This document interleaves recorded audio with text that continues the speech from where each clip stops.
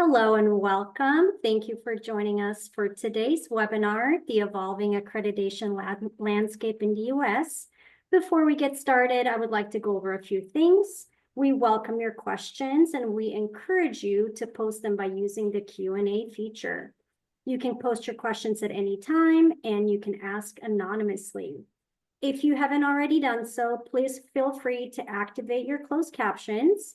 And last but not least, I would like to remind everyone that this webinar is being recorded and it will be available on our ACRO website within the next 24 hours.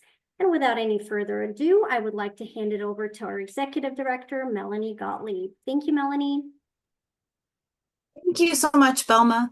Welcome, good afternoon, and thank you for joining us today to talk about the evolving landscape of U.S. accreditation. I'd like to introduce my panelists today, and you can go to the next slide. Today with us, we have three esteemed panelists. We have Dr. Cynthia Hammond, who's the president of the Council for Higher Education Accreditation, or CHIA. We have Dr. Laura Gambino, vice president for the New England Commission of Higher Education, or NECHI. And we have Dr. Karen Solomon, Vice President and Chief Transformation Officer for the Higher Learning Commission, or HLC. Thank you all for joining us today. Next slide.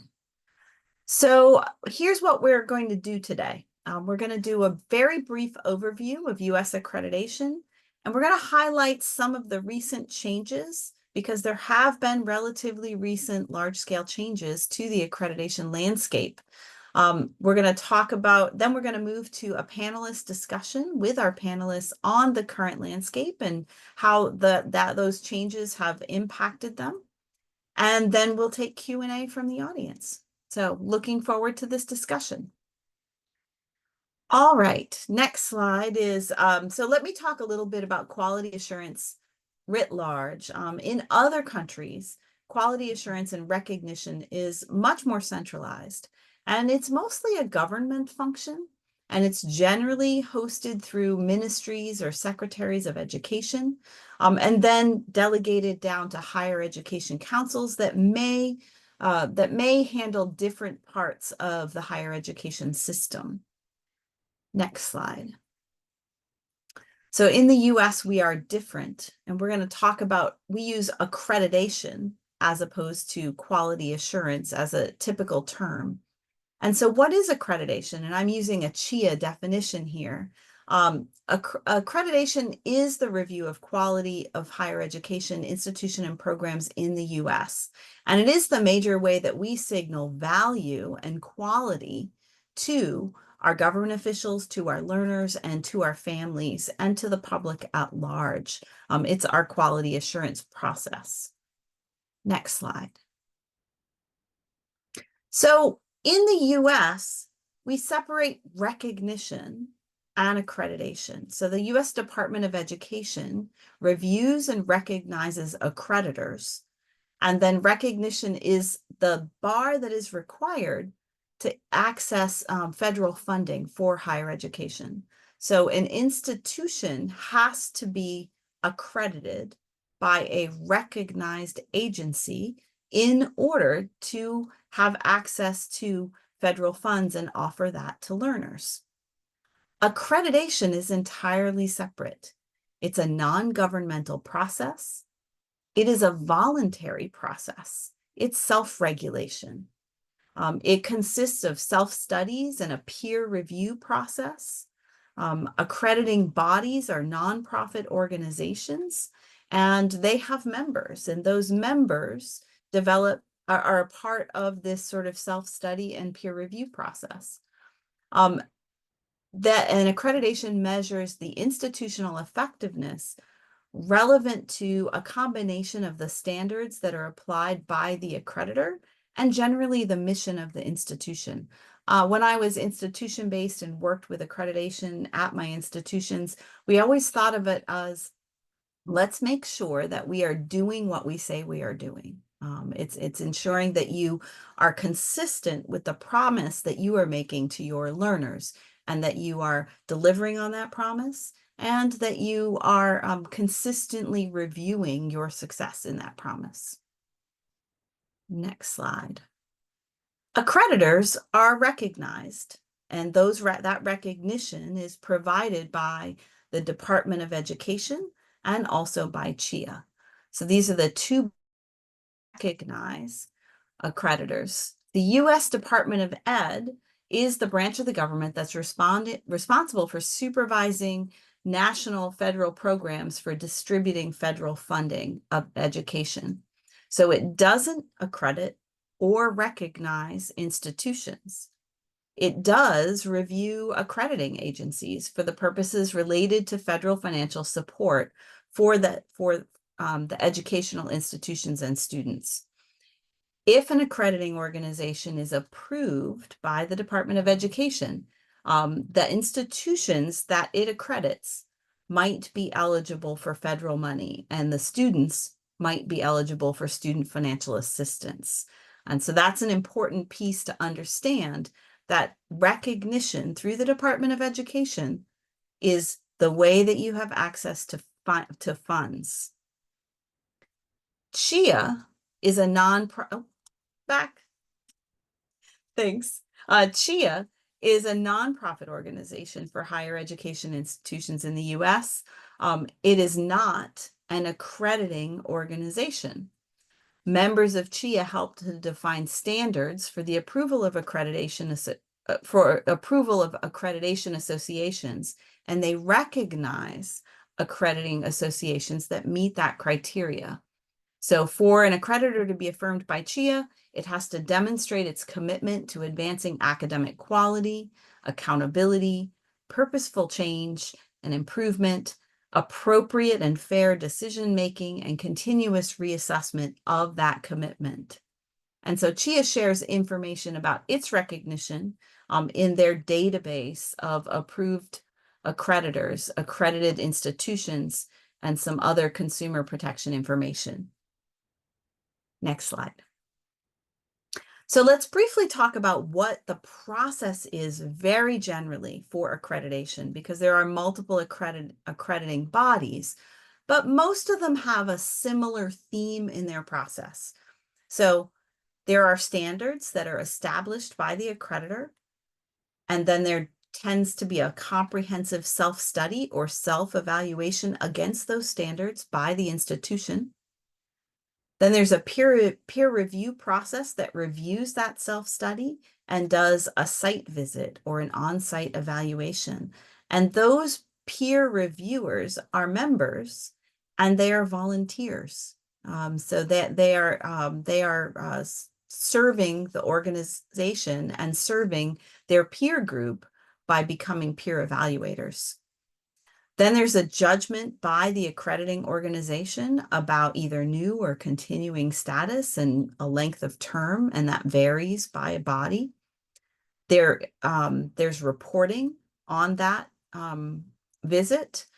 And then anytime that there is a change that would be defined as a substantive change, that has to be rerun through the accrediting body. And there are different definitions and different kinds of changes, and every accrediting body has some difference in what triggers review or what is just required to report. But the accrediting body needs to understand fully what that institution is doing in the educational space and ensure that as they take on new initiatives and new innovations, that they're still maintaining the standards by which they have been evaluated. Next slide. So there were substantial changes that were effective in July of 2020, and we are not going to talk about all of these. We might have been a little busy in July of 2020 in higher education.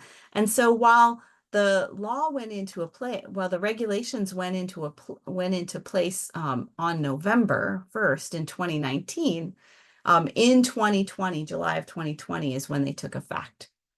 And so the final rule governing the recognition of accrediting agencies for post-secondary education, and also some state authorization issues there. It was as a result of long negotiated rulemaking sessions that took place between January and April of 2019. And the goal was to address a whole variety of regulatory changes for post-secondary ed, including changes for accreditation, credit and clock hours, religious freedom, distance education, and state authorization, and competency-based education. And so that final rule, as I said, was effective on July 1st, 2020. Now, the second column is addressing NACICI, which is the National Council on Institutional Quality and Integrity. And it's an advisory body that makes recommendations to the U.S. Secretary of Education on matters related to accreditation and on eligibility and certification processes for institutions. It recommends which accrediting agencies should be recognized by the Department of Education. And so without that recognition, as we said, those institutions that are accredited by those bodies can't receive federal funds. And so those were all on the right, changes in the regulatory environment that are related to NACICI. We're going to do a little deeper dive on the next page to talk about the biggest change is the removal of the geographic classifications. And, oh, you can go ahead. Thank you. Perfect.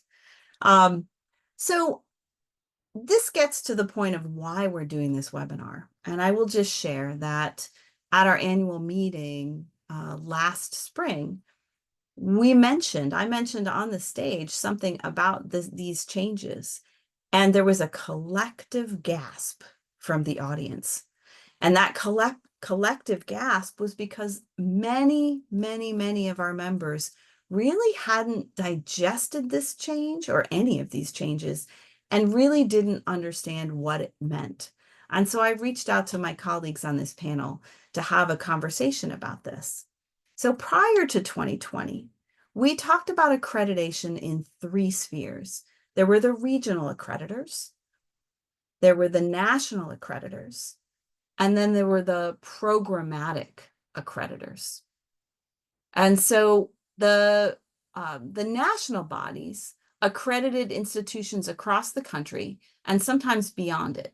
So national accreditors would typically focus on a specific kind of education, such as a religious education or technical education or vocational education, or a modality.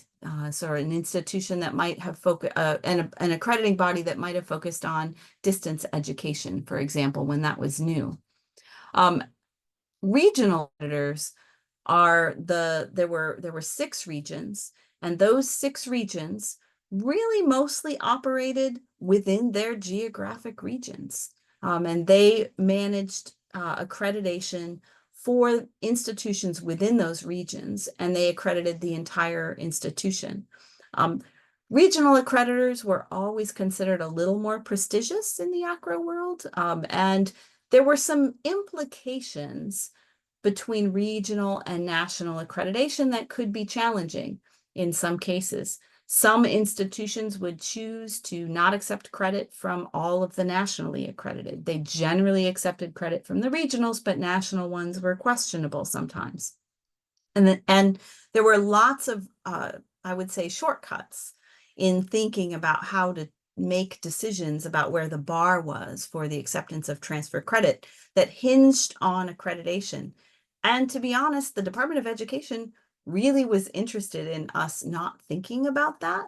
Lots and lots of dear colleague letters over the past decade have warned institutions that regional accreditation should not be the bar by which they measure the acceptance of transfer credit. And I am not sure that all higher ed institutions really leaned into that in the way that they might have. The current landscape is that really there are only 2 kinds of accreditation. There is institutional accreditation, and then there's programmatic accreditation. And the programmatic are specialized. It's, your engineering schools, your teaching schools. It's really program specific generally tied to the regulated professions. And those would be professions that have high levels of standards that are very specific to a discipline. Next. And so I want to talk a little bit about how this piece ties into ACRO work. So recognition and accreditation or quality assurance practices tie very closely to the ability of a learner to be mobile, whether that's from institution to institution, from country to country, that recognition and quality assurance are the foundations that create trust. They create trust in the education that the learner has received. They create trust in the quality of the work that's being done and the integrity of the institution itself. And it creates the conditions by which mobility can happen. This is very tied to all of ACRO's work in mobility. Our members are those who manage the mobility of learning. They look at the entry point through to the end point and beyond. They ensure that appropriate credit, appropriate recognition is entered into an institution, and then that the credentials that are issued from the institution carry with it the markers of trust that allow for that mobility. And so all of these things work very closely together. And that's why we're here today to talk about accreditation, because it's important that you understand the changes that have happened and how it might impact the way that you're thinking about accreditation. Next slide. This is just a smattering of mobility-related work that we have done in the last, say, 5 years. This is an area for ACRO that is of deep focus. We partner with lots of other organizations to do that work. You can see that ACRO, ACE, and CHIA have a long history of a joint statement on transferring the award of credit. Our goal is to try to make learning more mobile and to make the recognition processes more transparent in order to ensure that as many learners as possible can achieve the economic and social mobility that education promises. And we need to do that in ways that don't compromise institutional integrity or the academic sphere. So with that, next slide. That was a very speedy 50,000-foot view of US accreditation. And I would like to then turn this over to my colleagues to start to talk a little bit about how all of this plays out in their accreditation roles. And so we can end the slide deck. And I think I'll ask Laura to start and talk a little bit about NECHI. Sure. Thank you, Melanie. And thanks everyone for being here today. I'm delighted to have a few minutes to talk to you about NECHI and some of the new and different things that we're engaging in this changing landscape. For those of you who are not familiar with the New England Commission of Higher Education, we are the oldest accrediting body in the United States, tracing our roots back to 1885. So we've been in this business for quite a while. And for up until 2020, as Melanie was saying, we accredited institutions in the 6 New England states, so from Maine down to Connecticut. We also accredit institutions internationally. I won't spend a lot of time on that now, but we have about a little over 24 institutions that we either accredit or are in the pipeline for accreditation. So at some point, particularly those of you with graduate programs, you may see international students coming in from a NECHI or another institutional accreditor. So just something to know. When we became that institutional accreditor in 2020, like my colleagues at HLC, our borders became more permeable. So in addition to the 6 New England states, we now accredit institutions in New York, Virginia, DC, Florida, and Missouri. And we don't actively kind of market or seek, but if an institution comes to us, we have a set of criteria. They have to be in good standing with their current accreditor, and they have to be a good fit with kind of NETCHI and our culture and our peer, the institutions in our membership. So we look at all of that.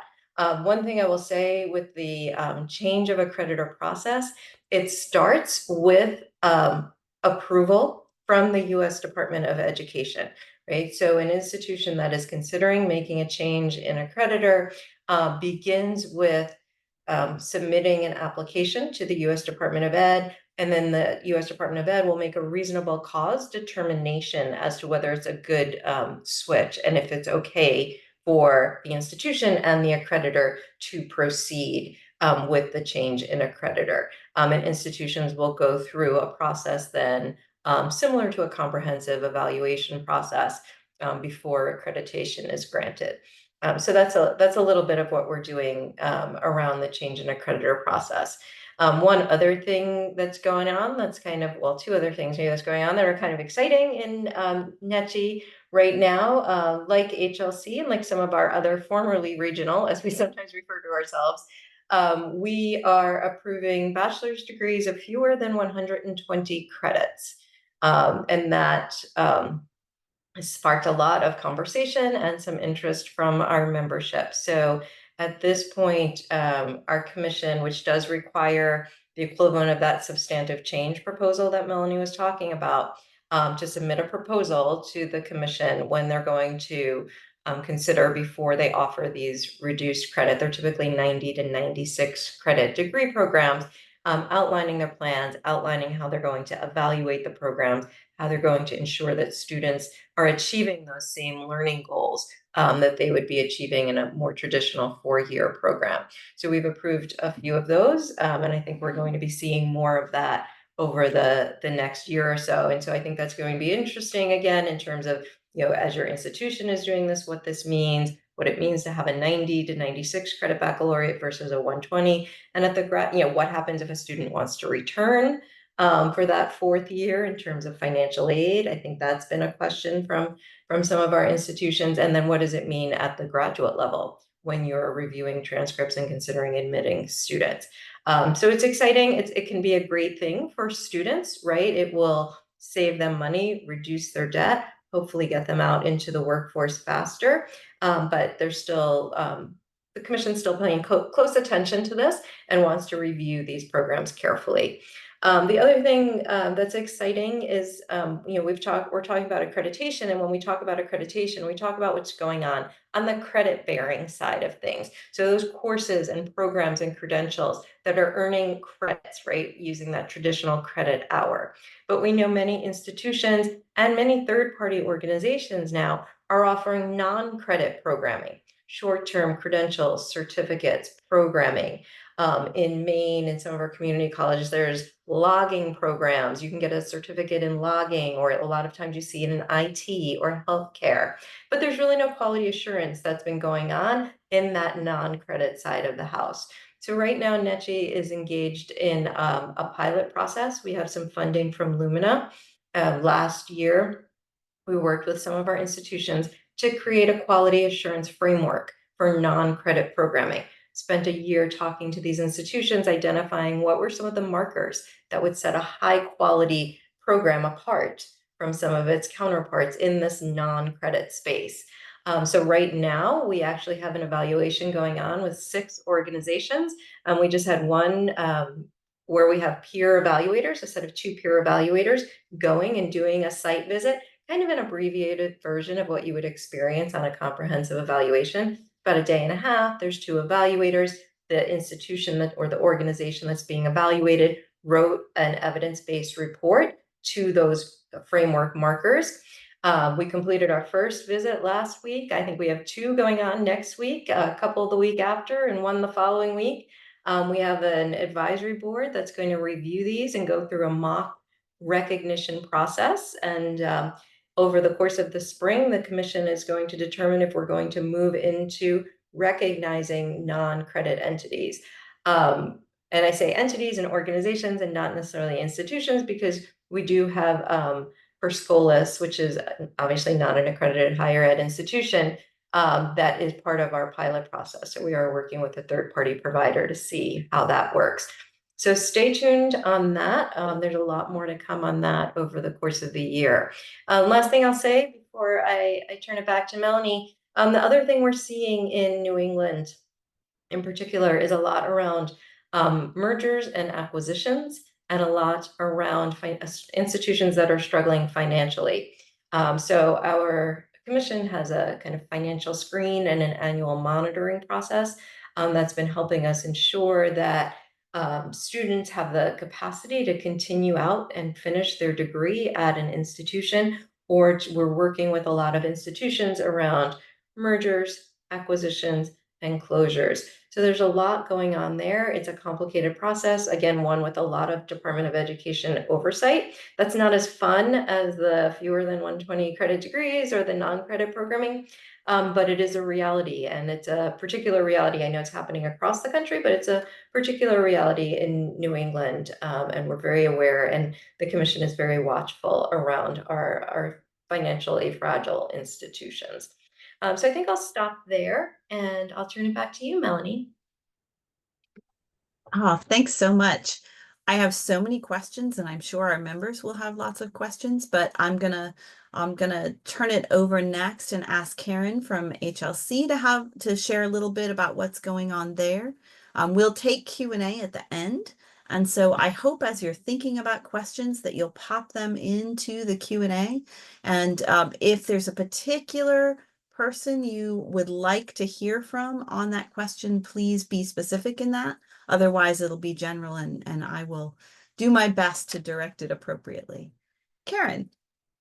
Going back a little bit to the history element of this presentation, the Higher Education Act was last approved in 2008.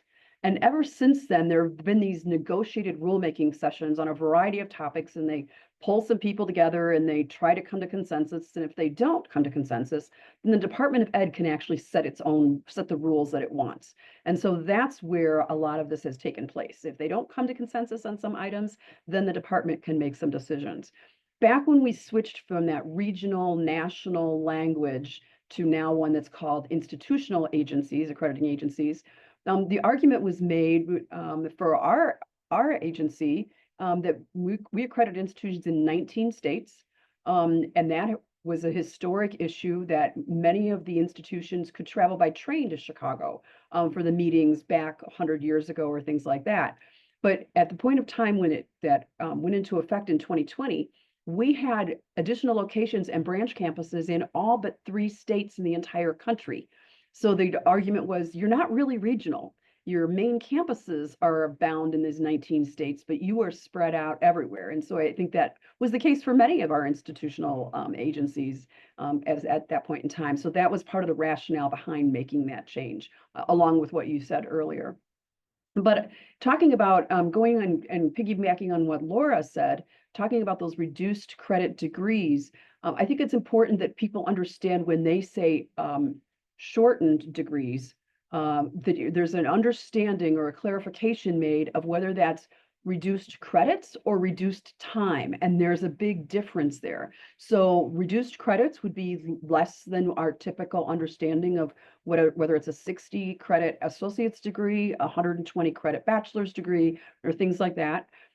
Or if it's reduced time, meaning it's more compressed. Instead of a traditional 2 years for an associate's degree, for maybe 5 years for a bachelor's degree, it's really brought down to a point where a bachelor's degree may be earned in 2.5 to 3 years. Pretty intensive, but shortened in time. So when you're talking with people, try and understand whether they're talking about reduced credit or reduced time for that clarification point. And the other piece that we've been really working on is that focus on different types of content providers that are emerging out there. And that is a field that's really growing. There's over 100 million, different credentials that are offered in this country. And that's data that's gathered by the credential engine.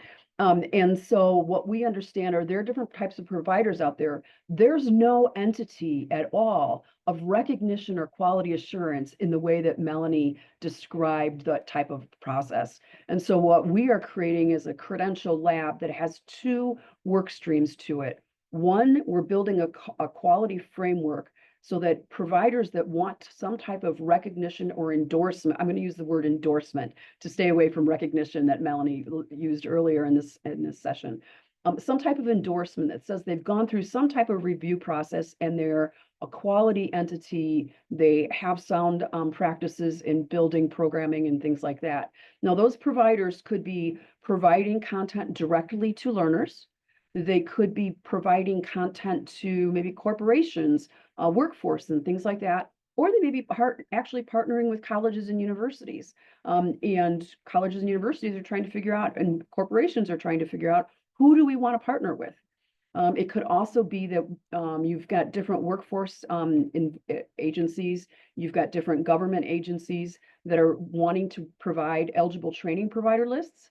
But how do they vet those, and what type of endorsement would there be for that? So that's one element that we're launching in 2025 with our first round of a pilot of a group of providers that are going to test the framework and things like that.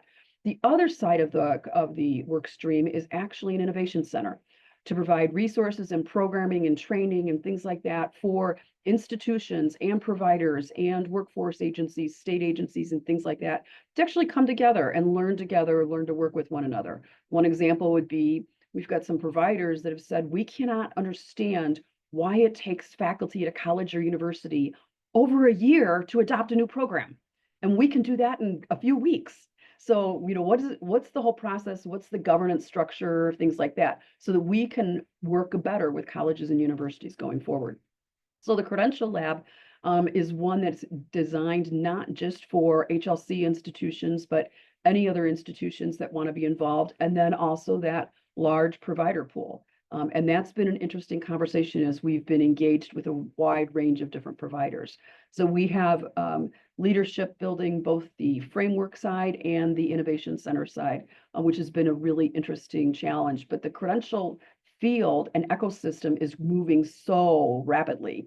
I would say 4 or 5 years ago, there was not a lot of conversation across colleges and universities about any type of credentials other than degrees or certificates. Now they're talking about building stackable credentials that can lead up into degrees, and they're being intentional about that. They're also challenged with how do they accept, award credit for those different types of credentials that are offered by different types of providers. And so that starts to weave into institutions' prior learning assessment policies and processes, how they calculate that, how they evaluate that in different ways. And so our institutions are really feeling the push to be able to better understand that growing ecosystem. And like I said, it's moving quickly. So I think as soon as some people get a sense of what it is, they're moving on to the next wave that's coming at them.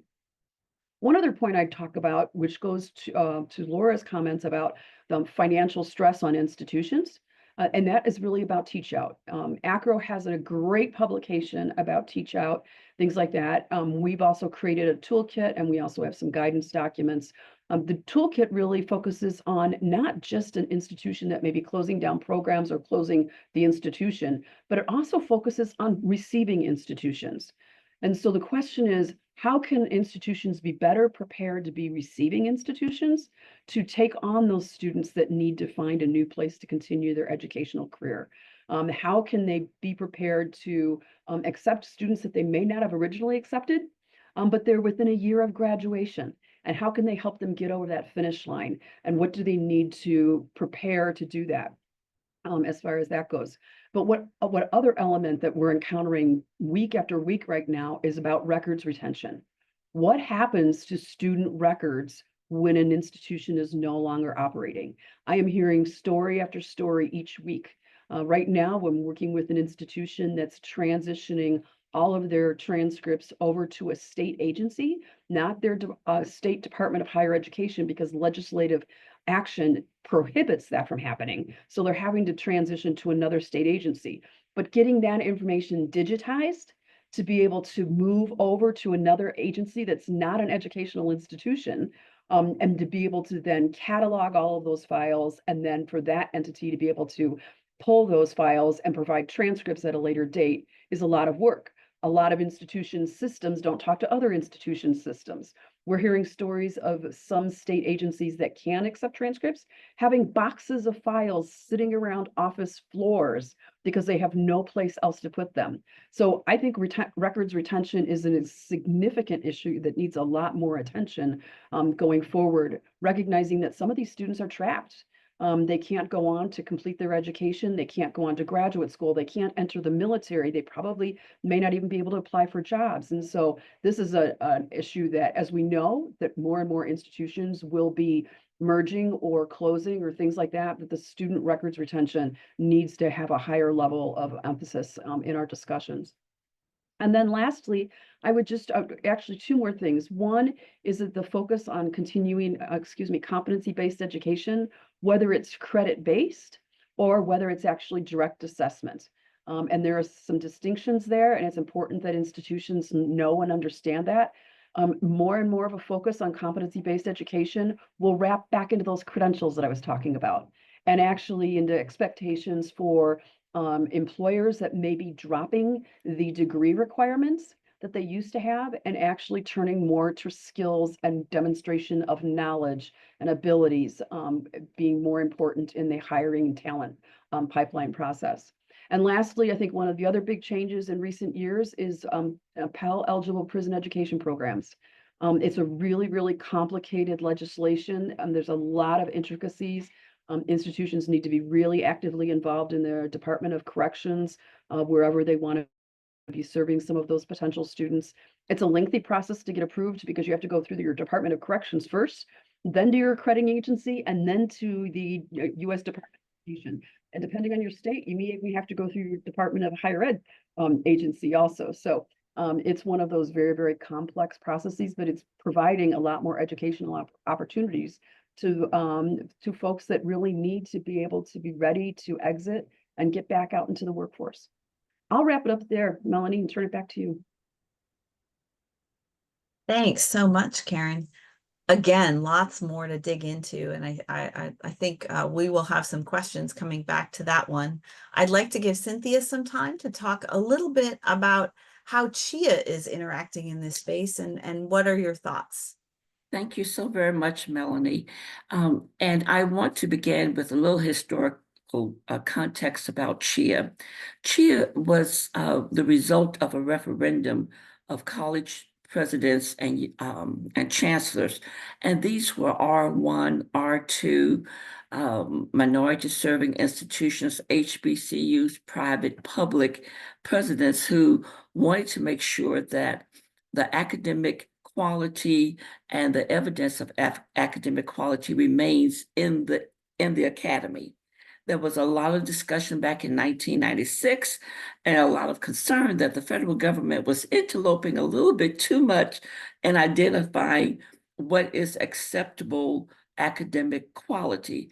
So CHIA picked up that mantle from COPA that was closing and became that accreditation central that provides critical information to the Department of Education and to the public about what is academic quality within institutions.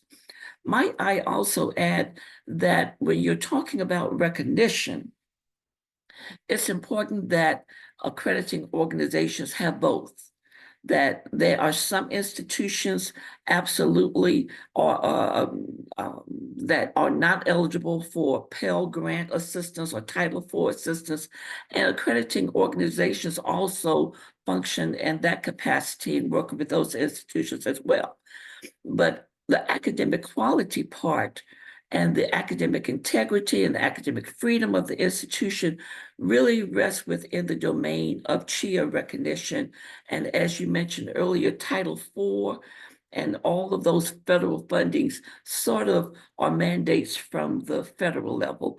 So CHIA recommends both recognitions for accrediting organizations. One of the key buzzwords since I guess within the last 5 years has been micro-credentialing. And so when, especially during the pandemic stage, when institutions were trying to figure out, how do we get students across the line to graduation, and you had industry and workforce development saying we need these competent students to come into our workforce. The idea of micro-credentialing became more conversational. There's an organization called Coursera that had been doing this for quite a while, and it was just introducing some of those systemic credentials and stackable credentials within institutions. And of course, institutions were very nervous about that. But I think it's important for us to understand what micro-credentialing means and how we have evolved into going from just a traditional 4-year program or 5-year program to an opportunity for students to get a focused educational program that focuses on specific skills or competencies. And what micro-credential usually will do is allow for flexibility for adult learners and even for traditional students as to how they learn and when they learn, especially trying to learn at their own pace. We have seen since, I hate to keep saying COVID, that we can pivot, higher education can and will pivot to accommodate institutions and to accommodate students, families, and the community. And the way that that pivot happens sometimes is through a stackable degree or a stackable credential or through micro-credentialing. One of the things that has been a plus, I think, and we've been seeing this a lot with institutions, is 20 years ago, industry would say, you're not giving us what we need. We need A, B, C, D, and E. And institutions were really very, very traditional in their curriculum. But with micro-credentialing and stackable credentials, we see a much better alliance, a much better collaboration between higher education and industry. There is such a demand now with technology that allows students to receive a credential that puts them right there at the cusp of being employed. And this is what industry is looking for. They're looking for a population of people who can move right into the workplace or the workforce, but have the same competencies and skills that are needed for their particular industry. So accessibility is important for micro-credentialing, especially for non-traditional students, students who stop in and stop out, who try to get an education throughout living throughout their lives. So it's no longer just the focus on that 18 to 24 years old, but those people who have had to stop their higher education journey just to make a way for their families. It's also, when you're talking about micro-credentialing or alternate kinds of credentialing, it's cost effective. Typically, they are more affordable than traditional degrees. And that makes education more accessible for a lot of people who do not have the time or the income for four-year degrees. What's interesting, what we find with our accreditors is that they're paying a lot of attention to quality of those stackable degrees, of those stackable credentials or those micro-credentials. And there's more opportunity for industry and institutions to work together. I think that there was probably some concern that industry would just come in and control the curriculum. That is not the case with a quality assured credential, micro-credentials. Faculty members still have the responsibility to vet those courses to make sure that the right people are teaching and that there's evidence of student learning outcomes for those courses. And of course, the other part to the benefits of micro-credentialing is that it is for a short period of time. So a student could go into a 4-year program and leave not only with the 4-year degree, but also with the stackable credentials or either a micro credentials. I would say to many of our member institutions is that don't be leery, don't be afraid of micro credentials. But I think that it is something that they're concerned about, that students may get the micro credential and then don't complete the 4-year program. And I think that if it is done efficiently and there are opportunities for students to move throughout their degree program with a micro-credentialing, both of those outcomes can be successful. And of course, like I mentioned before, you have students who stop in and stop out. With a micro-credentialing, I know I sound like I'm supporting this, but I'm just trying to give a big picture that a person can still return to an institution for a 4-year or 2-year program with the micro-credentialing in hand that allows them to have a income coming in at the same time that they are completing the 2-year or the 4-year degree. The most evidence of how this works is probably in our institutional colleges of business, because that's where industry is partnering with those particular disciplines. More than half of higher education leaders already offer micro credentialing for academic credit, and 82% plan to do so within the next 5 years. And this is according to one of our accreditors, AASCB, that they're seeing a rise in that particular kind of offering in more institutions, because there is now a flexibility that allows students, as I said before, to do both, to get a shorter term credential as well as get the college degree. So we hear that the economy is getting better and that there is a demand in the job market, and our public is looking for opportunities to fit the niches within that job market.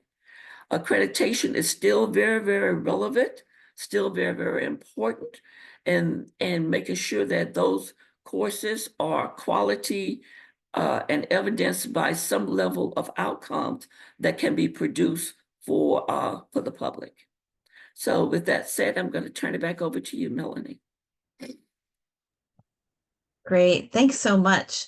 So I'm struck by all of that you have, all three of you have shared, that it's really, really interesting how much innovation and innovative thinking and forward thinking is happening at the accreditation level.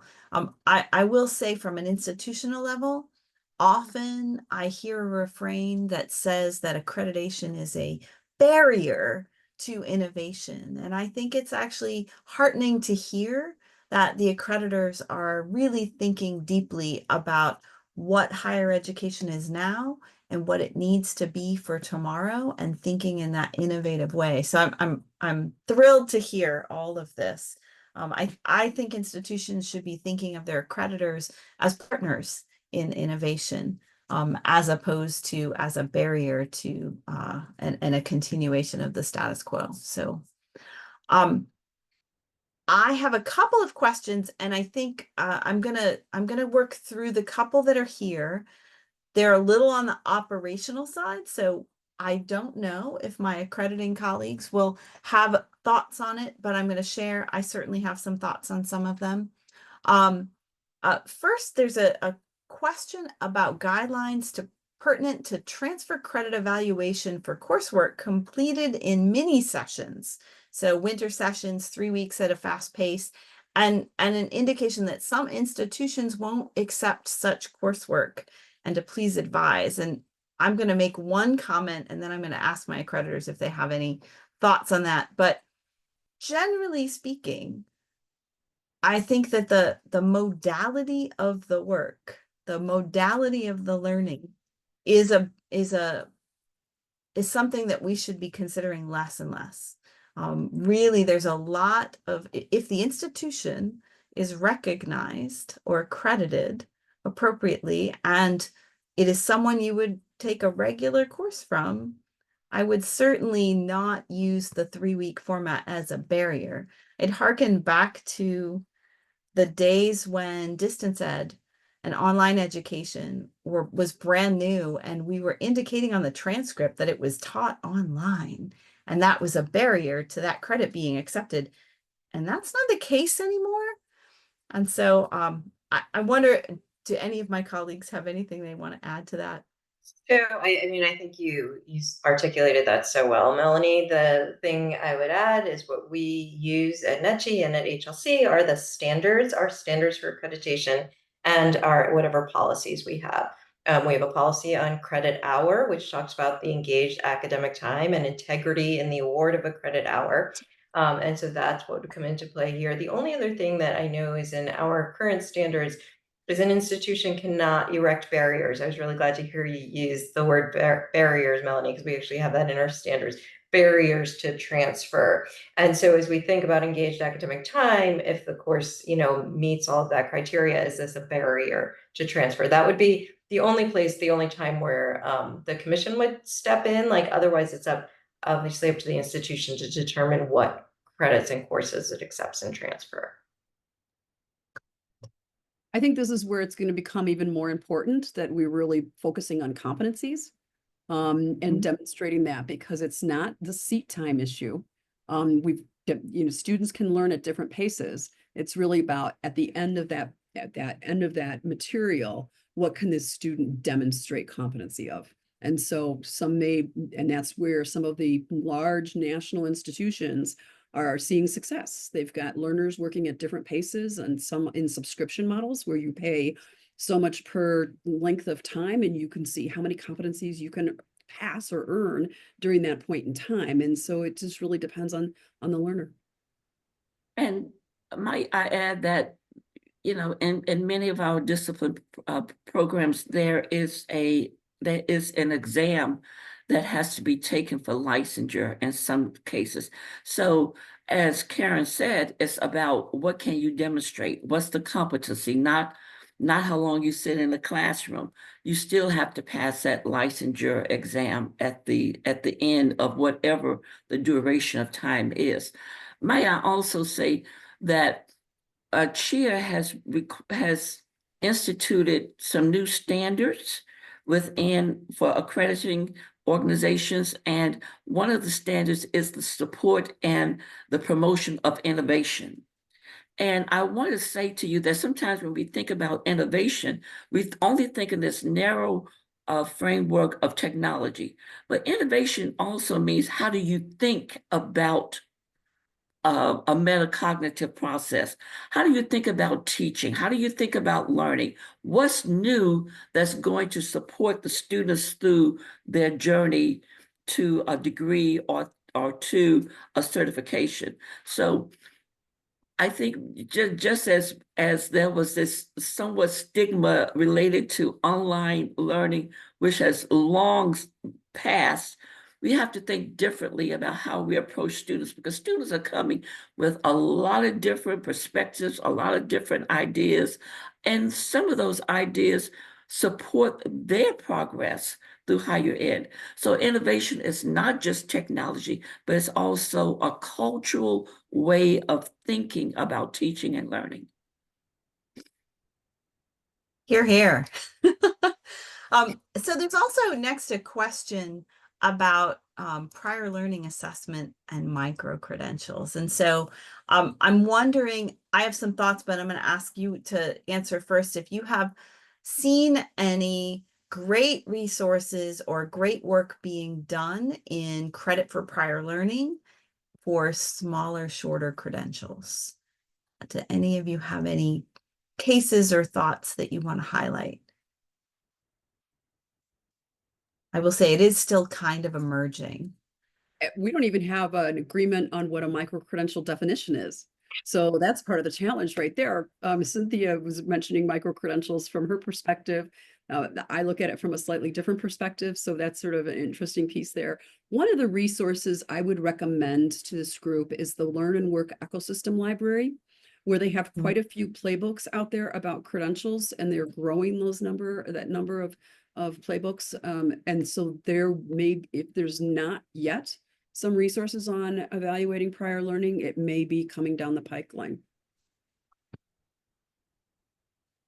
I will share that this is an area that ACRA is very focused on at the moment. We're in the early stages of work in creating toolkits and guidance. There have been toolkits and practices for credit for prior learning forever.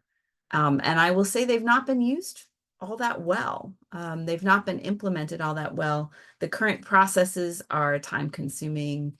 They're often not transparent to the learner. I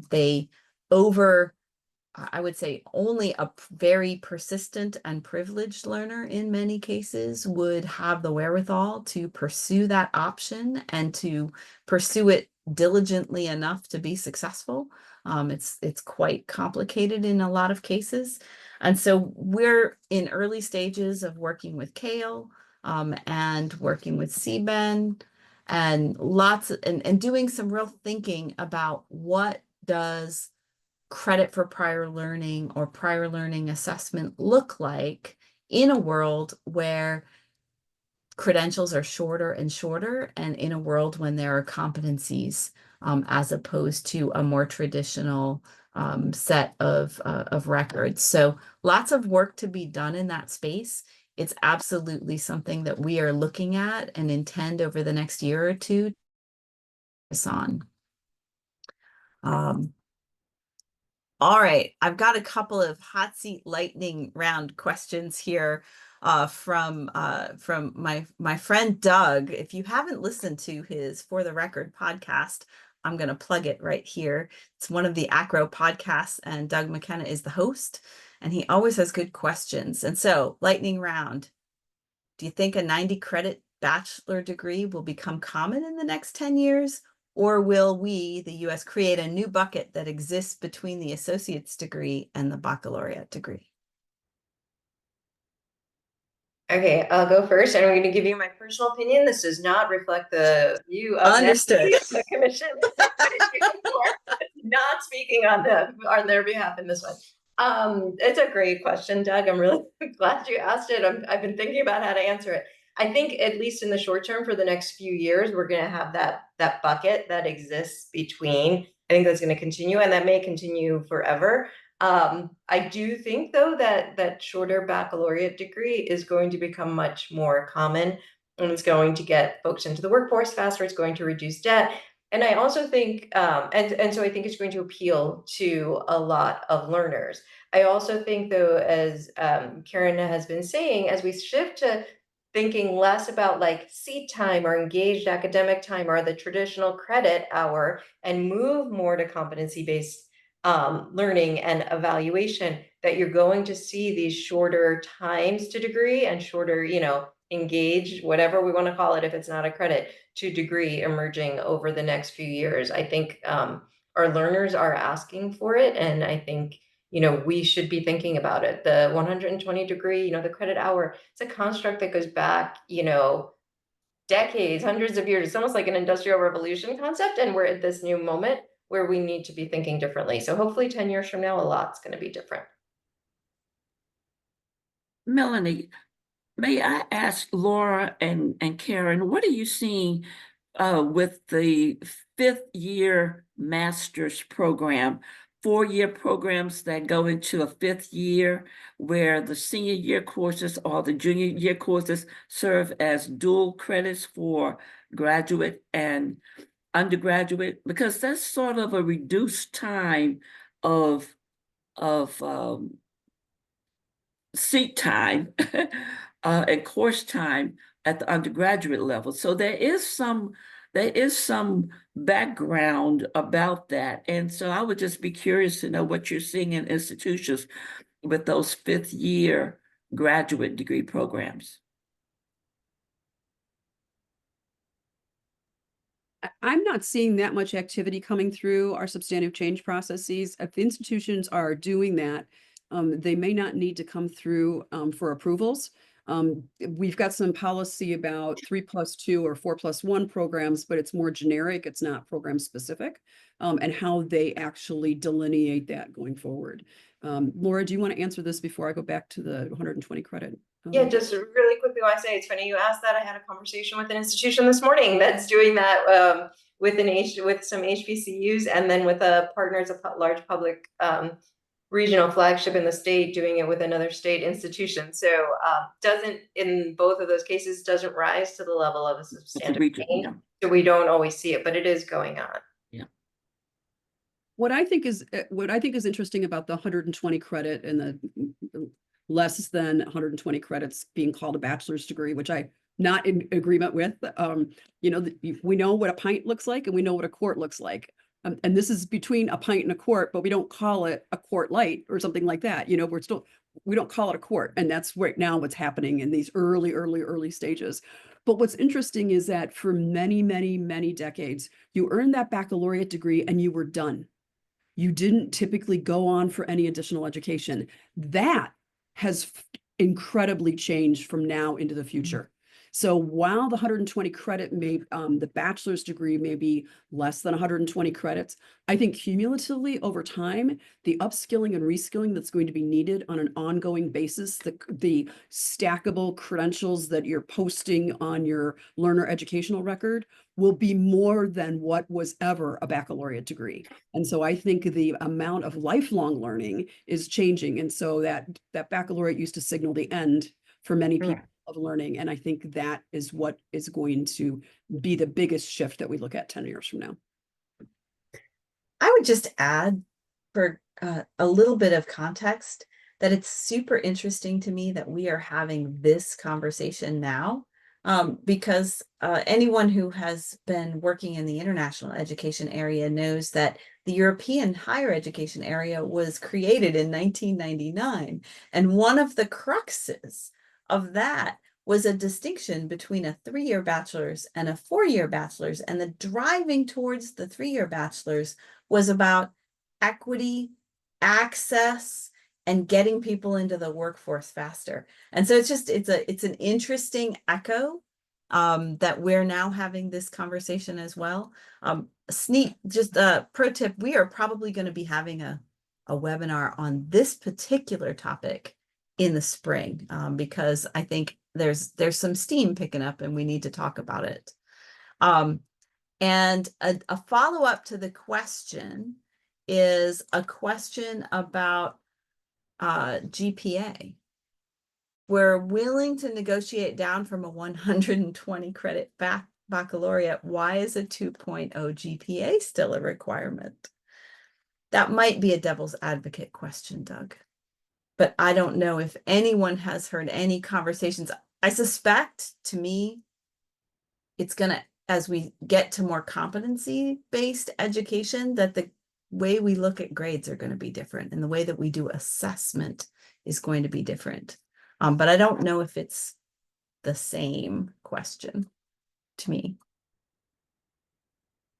All right. We don't have a 2.0 GPA requirement. I think that's at the institutional level. So that may be changing, modifying, morphing as institutions start to demonstrate skills and competencies in different ways. They are starting to transcript them in different ways. So that may be a shift.